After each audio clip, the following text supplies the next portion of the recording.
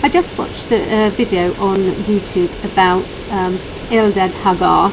I don't know how his name is pronounced, but he is the person who has got Hope for Paws Animal Rescue. And actually this time he was in Israel and he saved a donkey. When I watched that video, it reminded of our lives. The donkey had his legs were tied together and he had deep wounds in his legs. And when they tried to put the donkey into the cart to be taken to the sanctuary, he was pushing and stopping himself going in there because he was scared. He didn't know what the future was bringing. But then after a while, then they were able to get him in there, take him to the sanctuary where he met other donkeys and other animals. And actually he was freed from the rope that was on his legs and cut deep into the bone, or the tendons were cut off by the rope. But they said that he was going to heal all right. And the feeling that when the donkey saw the green grass and started eating straight away, he had a better life. But what I'm trying to say is that all of us have a past. We all have something that has happened to us. And lot of us let the past dictate our future. We can't help the past, but we can look towards the future and leave the past behind. I know it's easily said, and I didn't know I was living in the past, and I was so tied to the past that I only saw lack. I only saw that I couldn't get good things. I wasn't worthy. I didn't deserve them. But now, 2 years after I started studying law of attraction and all the books that I've been reading, I know that there is a future for everyone. A future where we can leave our past behind. It will never be erased, but we will be able to leave it to the extent that it's not dictating and keeping us hold into the past.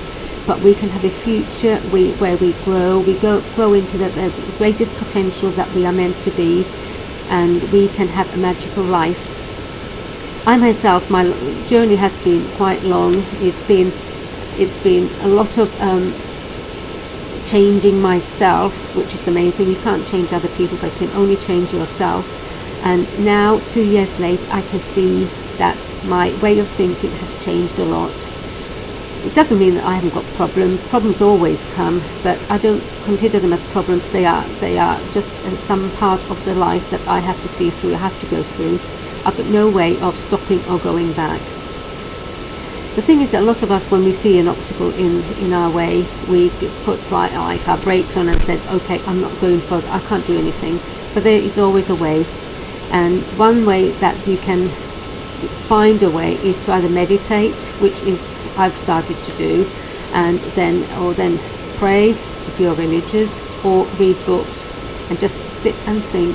And usually the new ideas will come to you, because it is something that you have to quiet yourself down to find the way that you should be taking.